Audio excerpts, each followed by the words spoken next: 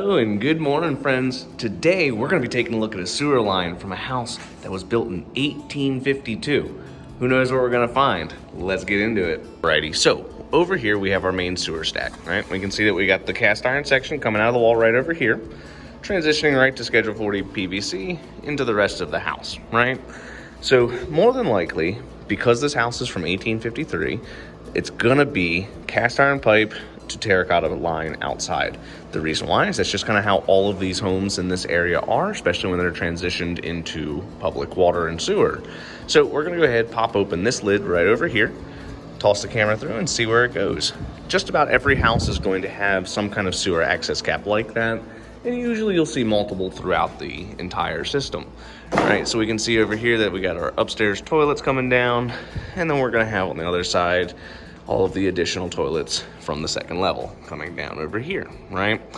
So most septic systems will have, sewer systems will have this access cap. This is gonna be built so that way if you ever get a clog into the main sewer line, the drain cleaner can pop that open, toss his auger through, and get all the junk out of that line. So what we're gonna do now is we're gonna get all of my tools, get set up, pop this bad boy open, and see what this sewer line looks like. So it's always super important to make sure that whenever you're popping these things open, you always have a towel put down and a bucket. The reason why is almost every single time you open this, a little bit of stuff comes out with it, right? And that stuff is exactly what you think it is. So it's very important to make sure that you have some way of capturing it so it does not end up on your floor. So we're gonna go ahead and pop open the lid and we can actually see what happens in a few seconds.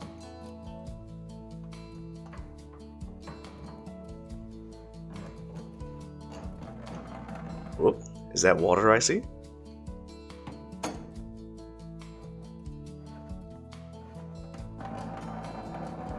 Alright, so what I'm doing now is I'm letting it drain for a little bit to see how fast that water's coming out, right? So if I leave this open for 2 or 3 minutes and the water never stops, now we know, probably not a good idea to take that cap completely off.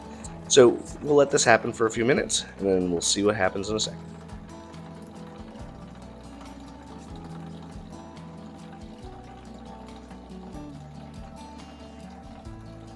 So we can see here that the water is actually slowing down, which is good.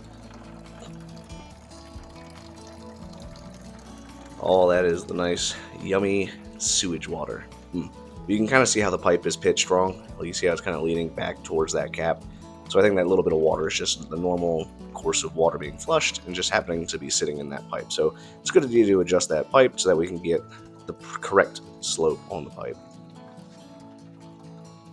So now that the water is kind of slowed down a good amount, we're going to go ahead and pull the bucket a little bit closer in case some really big stuff falls out. I don't want it to plop into the bucket. And there we go. So the lid has successfully been taken off. Water's still coming out, but not a whole lot. So now we can move on to the next step of getting the camera ready, right? So I usually like to leave the bucket completely underneath of this pipe the entire time because as you push the camera, snake, or whatever type of device you're putting inside of the pipe, you're going to have some water come back at you. So it's a good idea to leave that bucket down there so that way you can catch whatever else is floating around.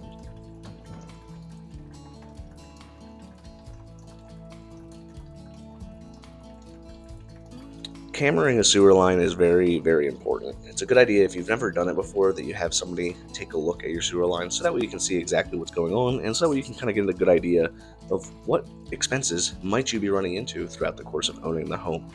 In this particular circumstance, this is for a property transfer, so the new buyer is curious to see what's going on inside of this pipe. So we're going to go ahead and get some photos, get the camera video started, and toss this bad boy through the pipe and see where she goes.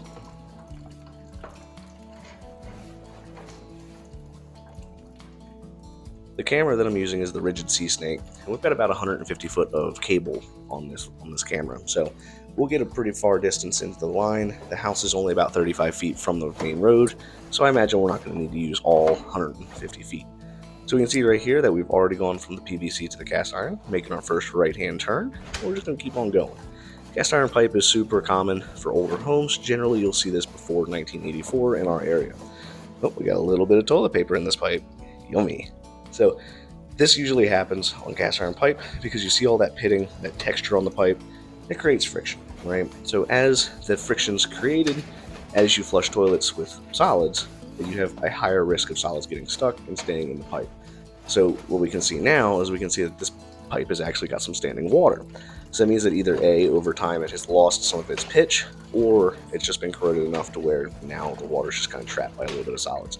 So what we're going to do is we're going to push through and see if we can either hit an obstruction or if we can find some clear pipe. All that little floating black stuff, that's human waste and toilet paper and all sorts of other good stuff floating around in there.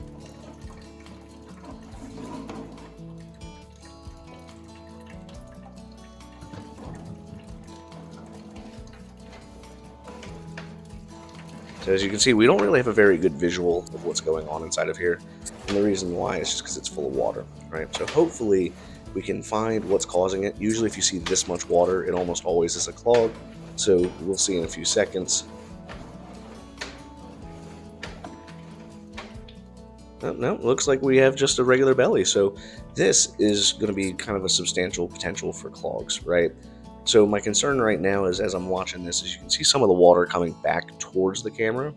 So when I'm pushing the camera, sometimes I'm pushing the water forward. So this may be just mundane water just kind of resettling. So we're watching it for a few seconds to see what happens with this. So I feel comfortable enough to continue moving forward, but like I said, we're going to recommend that they get this pipe replaced because that is a huge belly in the line, which can cause a major clog and all sorts of not so fun stuff. So we're hitting a few more solids as we go. If you look in the bottom left of that camera video, you'll see how far we are in the pipe.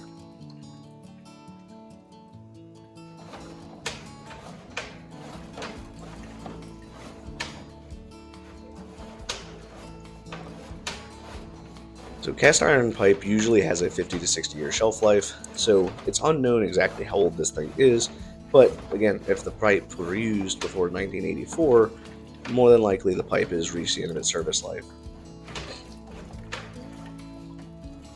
So right now I'm getting hung up a little bit on that pitting, so we're pretty much going to try and go as far as we can possibly get from inside the home, and then if not, if we can't get to the main sewer, what we'll do is we'll pull this back out, and then we'll look to see if they have any kind of additional cleanouts on the outside of the home. In our area, almost every house will have one. So as we're continuing to push, we will see that we're getting more and more debris and still having some water in the pipe. This is very tiring and time consuming, so just giving myself a few seconds to readjust because it hurts your fingers while you're pulling on it, especially when you have this goofy angle against the wall. So what we can see right here is quite a large buildup of some kind of debris. Looks like dirt, so it could very well be a pipe collapse. So we're going to see if we can push through it. And it doesn't look like we're having any kind of luck. So now we got to go figure out where is this pipe. So what I'm looking for is the locator device that's on the actual head of the camera, right? So there's a little signal that it's going to discharge, and that yellow locator that I have in my hand, it's going to pick up that signal. So what I'm looking for is depth and direction of the pipe, so that way I can figure out, where they're going to have to dig to fix this pipe.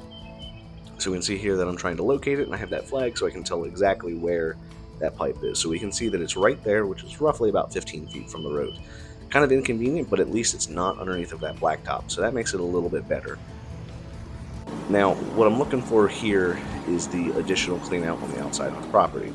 So how I do this is I take a metal detector, and then I go ahead and sweep the yard, and boom, there it is.